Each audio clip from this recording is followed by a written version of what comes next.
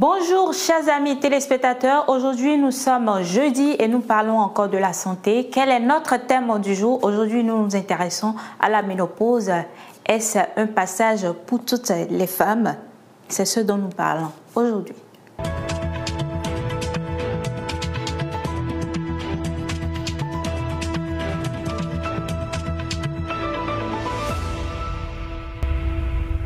La ménopause est la période de la vie au cours de laquelle les ovaires réduisent leur production d'hormones sexuelles, c'est-à-dire estrogènes, et les règles s'arrêtent progressivement. Les femmes sont considérées comme étant ménopausées lorsqu'elles n'ont pas eu de règles depuis un an. Moi, je ne suis pas spécialiste, mais sur ce plateau, il y a le spécialiste qui est là, il n'est plus à présenter. C'est bien sûr le docteur Detoyon Kowi.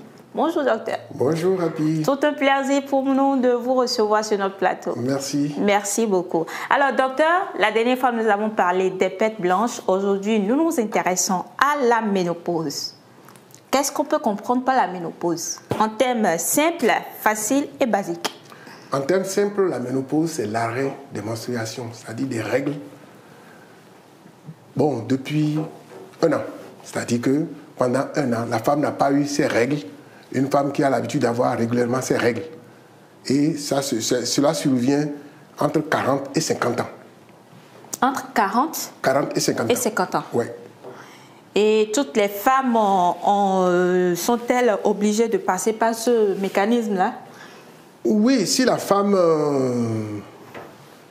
est créée depuis sa naissance par le Seigneur, le Seigneur a fait son programme pour qu'elle passe par cette étape. On va dire que c'est une étape obligatoire.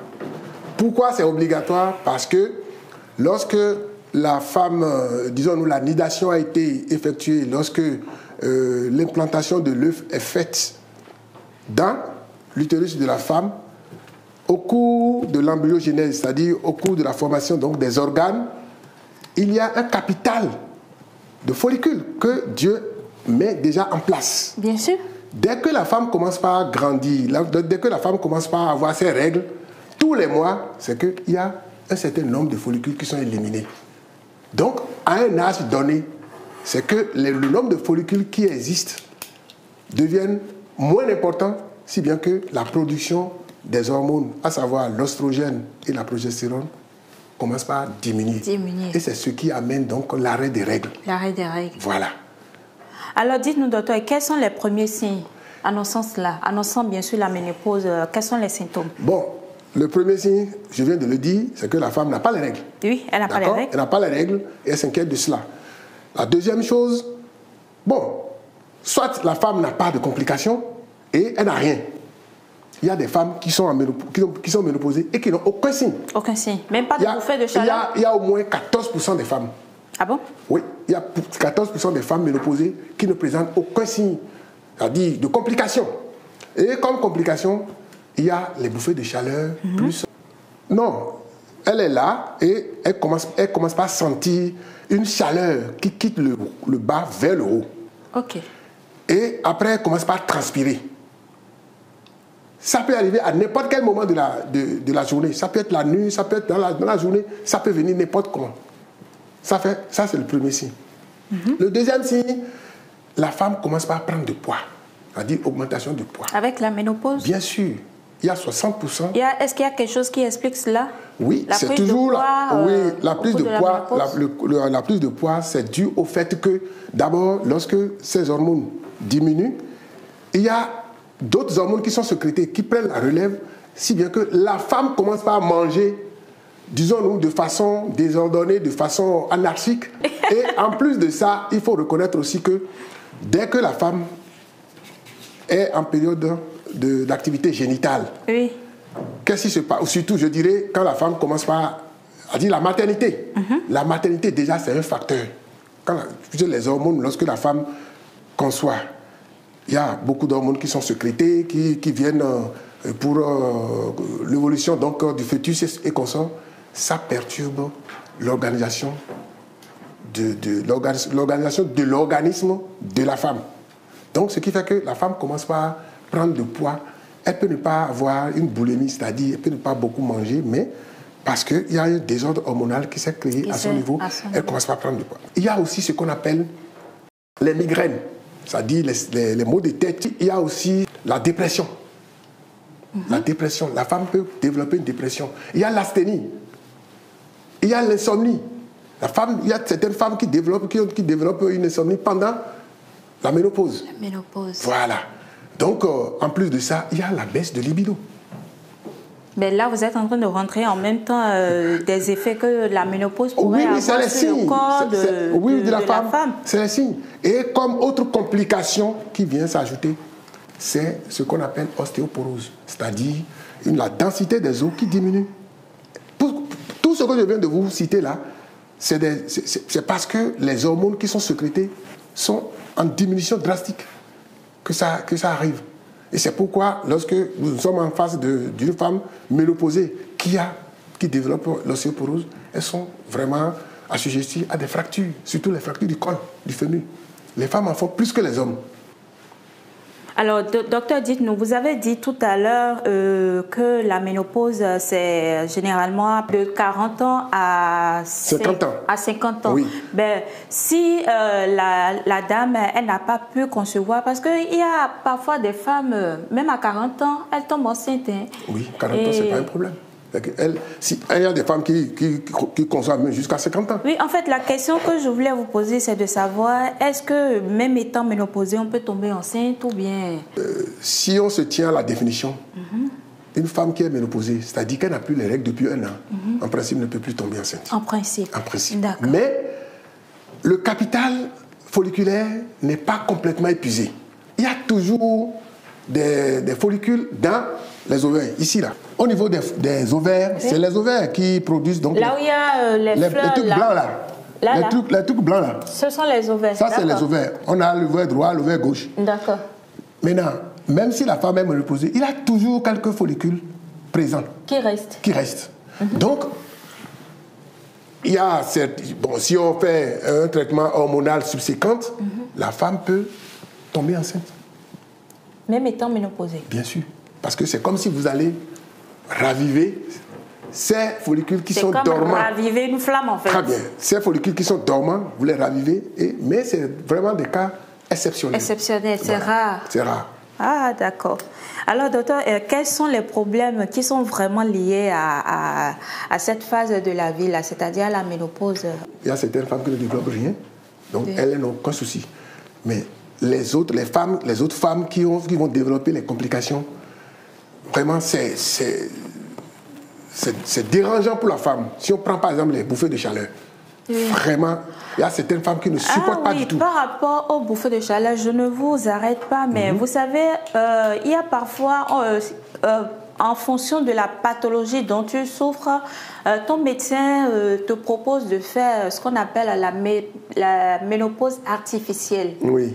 Et cette ménopause artificielle, c'est-à-dire tu te retrouves dans le corps de cette femme-là qui est vraiment ménopausée. Oui. Il y a les bouffées de chaleur, parfois même chaque 5 minutes. Là où il y a la climatisation même allumée. Voilà. Parce que j'ai fait énormément de recherches sur ça avant de proposer ce thème-là. Et même là où il y a la climatisation ou même là où tout le monde a froid, toi tu peux avoir tu as la chaleur. Oui, et tu transpires. Est-ce que la ménopause artificielle est semblable à la ménopause naturelle? Oui. Est-ce qu'il y a quelque chose qui les décale? La différence, c'est une différence près. C'est la différence près. Pourquoi? Parce que la ménopause artificielle, c'est quoi? C'est qu'on vous crée ce qu'on appelle la castration. C'est comme si vous enlevez les 2 testicules à un homme, vous enlevez les 2 ovaires. Ces ovaires cessent de fonctionner. Ils ne vont plus sécréter. D'accord. Donc, vous allez commencer par développer les bouffées de chaleur. Maintenant, si vous n'êtes pas encore à l'âge de la ménopause, vous allez développer plus. Ceci-là. Et ça dépend aussi de l'organisme de l'intéressé. Très bien. Il y a des gens à qui vous allez faire cette castration-là. Ça ne va pas marcher. Ça ne va pas marcher. Vous comprenez? Donc, elles peuvent ne pas développer autant. C'est-à-dire, ça peut ne pas être aussi sévère que d'autres. Vous comprenez? Donc, je disais que les bouffées de chaleur, c'est trop dérangeant pour la femme. Elle est là, elle commence par transpirer, comme vous l'avez dit tantôt, elle est sous climatiseur, bon, vraiment, et ça crée en quelque sorte en son sein une panique. Autre chose, c'est que il y a l'hypertension qui peut se développer à partir. Oui, la femme qui n'était pas hypertendue avant peut elle peut devenir hypertension parce que il y a ce qu'on appelle c'est les troubles circulatoires. Voilà. Les troubles circulatoires. Ça crée des troubles circulatoires et ces troubles circulatoires peuvent entraîner, par exemple, à la femme c'est-à-dire les migraines. Ça peut lui donner des céphalées tout le temps. Et puis, elle est là, l'hypertension, la tension peut être élevée. C'est-à-dire, elle se trouve dans une situation un peu, je sais pas, c'est pas stable, embarrassante. Elle n'est pas du tout bien dans sa peau. Tout le temps, elle se sent mal. Et puis, ce qui est encore beaucoup plus dérangeant, c'est les atrophies. L'atrophie, c'est quoi? Ça, c'est le vagin de la femme. Oui. Ça, c'est l'utérus. Oui. Il y a une muqueuse vaginale qui est là au moment où la femme est dans son activité génitale correcte. Il y a une imbibition hormonale, les hormones qui sont sécrétées, et puis, bon, tout est bien. Mais dès lors que les hormones ne sont plus sécrétées, on assiste à quoi? La résistance donc de cette muqueuse-là commence par diminuer et ça devient fin. Au lieu que ça ait une épaisseur donnée, ça devient fin. Et il n'y a plus de lubrifiant. Comme je vous l'ai expliqué l'autre fois, que il y a les sécrétions, c'est-à-dire les pertes physiologiques qui permettent la pénétration, qui permettent la lubrification. Oui, la lubrification. Elle, dès que la muqueuse elle est sec, c'est-à-dire la muqueuse devient sec. Et ce qui fait que cette dame qui a développé une atrophie, elle aura mal quand elle va vouloir faire le rapport. Mais elle peut utiliser des lubrifiants. Même si elle utilise des lubrifiants, ce n'est pas vraiment satisfaisant.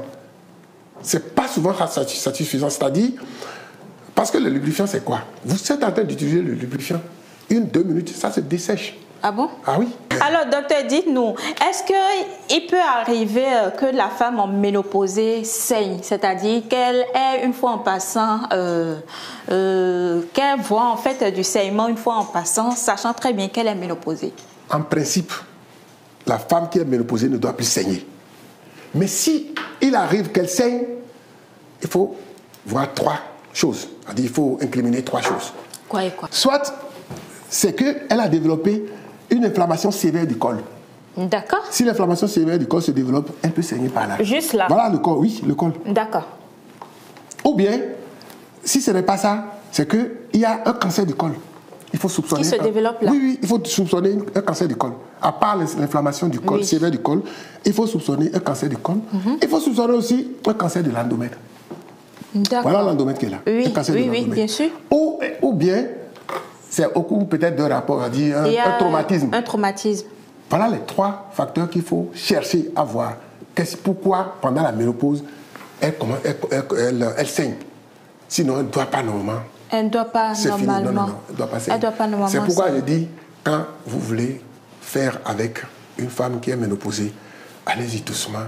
Ne la brutalisez pas parce qu'elle n'a pas... Elle n'est plus apte. Très bien. Son corps non, c'est pas le corps même. Je dis le vagin, déjà, disons, il a déjà l'atrophie, il a déjà les complications et elle ne lubrifie plus comme avant. Comme avant. Il faut y aller avec tact et beaucoup de méthodes. Beaucoup de méthodes et doucement. Sinon, vous allez lui créer encore ce qu'on appelle traumatisme. Voilà. Et docteur, tout à l'heure, vous avez parlé de l'influence que la ménopause pourrait avoir sur la vie sexuelle dans le couple.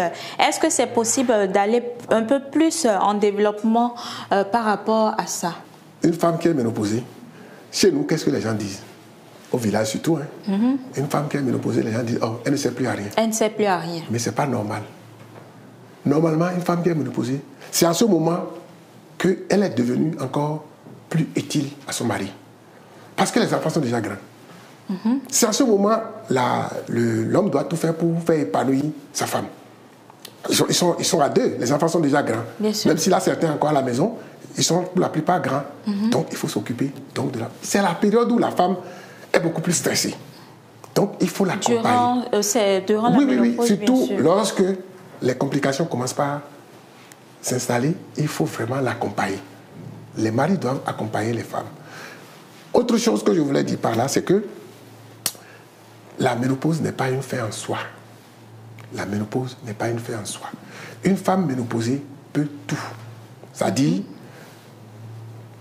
le conseil que même je voulais donner par rapport à ça aux maris, il ne faut pas laisser et dire je préfère aller chercher dehors et laisser ta femme. Non. La manière dont tu l'as habituée avant qu'elle n'entre en ménopause, c'est de cette manière qu'elle sera apte. Habituée à toi. Très bien. Elle sera apte parce que c'est quoi? Elle est habituée à faire le rapport, elle a le goût. Bien sûr qu'elles ont la baisse de libido. Oui, la baisse de libido, ça ne signifie pas qu'on n'a plus du tout envie. Non, ça, on dit baisse, on n'a pas dit supprimer. C'est rassurant. Maintenant, lorsque c'est baissé, c'est à l'homme maintenant de prendre ça en considération et d'accompagner sa femme. Pourquoi? Comment accompagner sa femme? Depuis avant qu'elle ne rentre dans la période de ménopause, il faut que vous faites les rapports régulièrement avec elle. Ne l'isolez pas. Parce que c'est la manière dont vous avez commencé par le faire, c'est comme ça que pendant qu'elle sera en ménopause, la baisse de libido ne va pas prendre trop place en elle. Elle va continuer par avoir ses rapports normalement avec son mari, comme il le faut.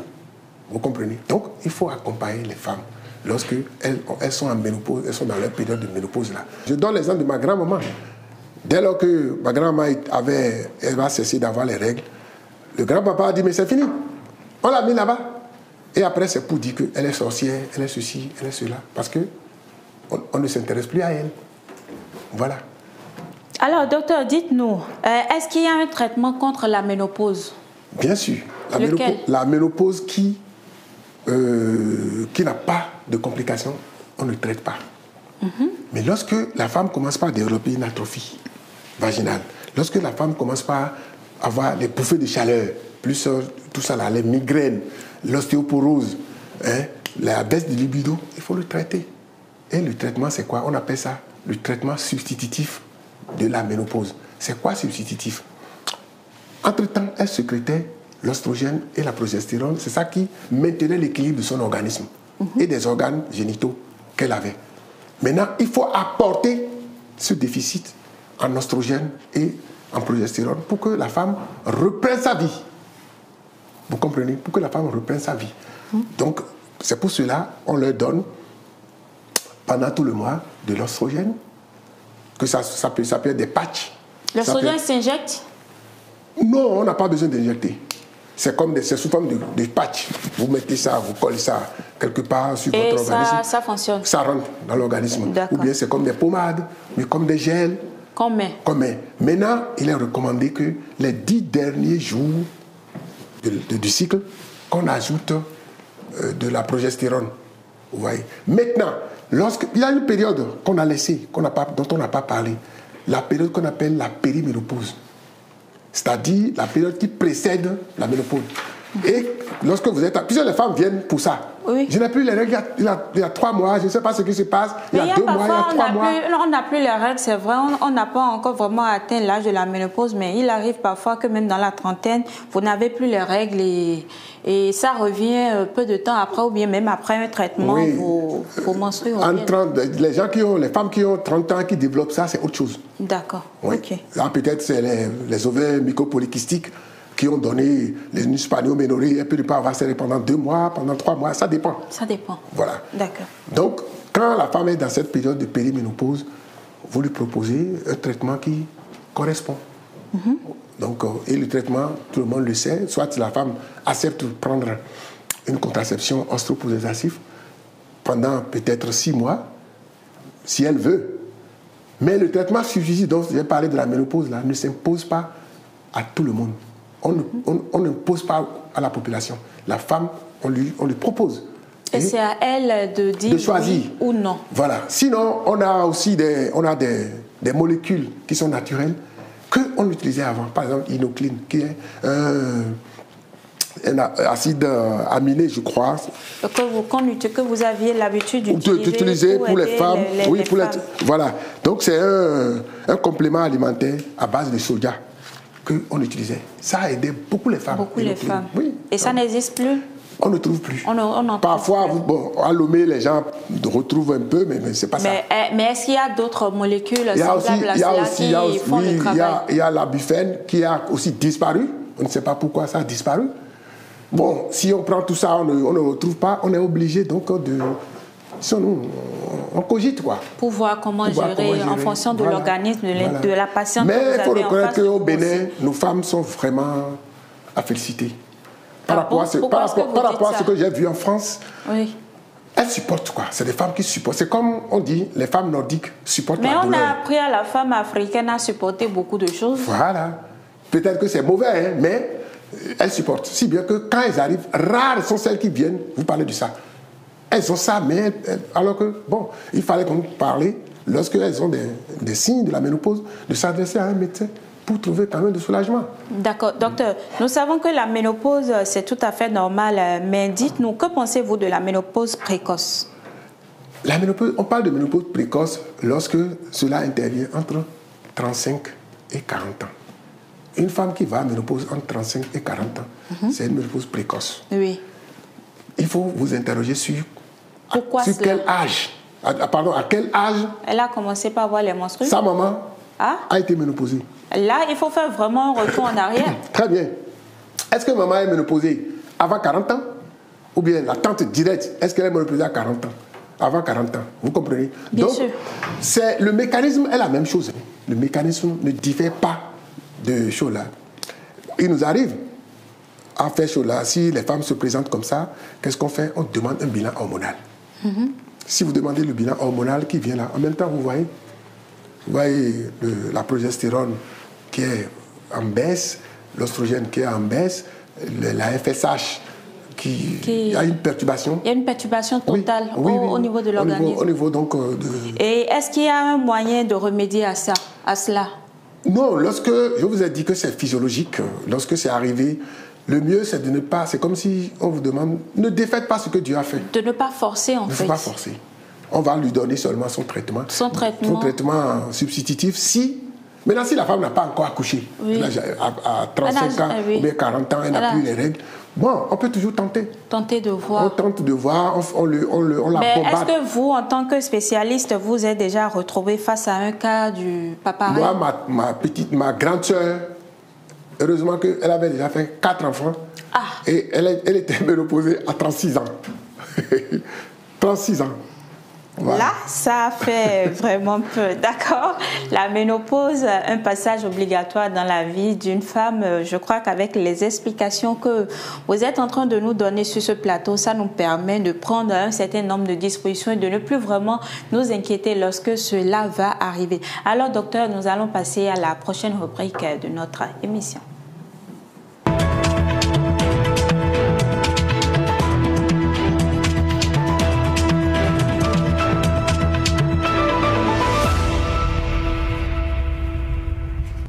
Il s'agit bien sûr de la rubrique conseil. Au cours de cette rubrique, le médecin donne des conseils aux téléspectateurs. Docteur, qu'est-ce que vous pouvez nous dire? Qu'est-ce que vous pouvez donner comme conseil? Mon premier conseil, c'est de leur dire que la ménopause, c'est un processus physiologique. D'accord. De ne pas s'inquiéter. Ça peut arriver à la femme sans qu'elle n'ait aucun souci. Mais dès lors qu'elles sont ménopausées et qu'elles commencent par avoir des complications, comme les bouffées de chaleur avec sueur nocturne, qu'elles ont des migraines, elles ont la fatigue extrême, de l'insomnie, un peu de tout en général. Un peu de tout, dès qu'elles commencent par avoir ces complications. Et encore, comment l'appelle-t-on? L'atrophie. L'atrophie. Lorsqu'elles commencent par faire les rapports et qu'elles ont mal. Elles ont des douleurs. Parce qu'il y a quelque chose qu'on a oublié aussi. Lorsque la femme développe l'atrophie vaginale, il y a aussi l'urètre qui est hormonodépendant. Qui peut être affecté. Et c'est comme ça que la femme peut développer aussi des infections urinaires à répétition. D'accord. Donc, dès que vous commencez par avoir ces genres de complications, adressez-vous au gynéco. Simplement. La ménopause compliquée là, ça se traite. Ça se traite. Ne restez plus à la maison dire je vais ça va passer, je peux le faire moi-même, etc. et tout. D'accord. Allez voir un gynéco. Le gynéco va vous prendre en charge et ça va vous soulager. Voilà ce que je peux dire et je vais demander aux hommes d'être assez patients. D'être assez patients et d'accompagner vraiment leurs femmes lorsqu'elles sont ménopausées, de ne pas les rejeter. C'est la période, la belle période même de vie de la femme, la ménopause. Ah ouais? Oui. La belle période en quoi? La belle période en ce sens que les enfants sont grands, elle se retrouve avec son mari, c'est là où ils vont commencer par faire les voyages, hein, les nuits de noces. Voilà.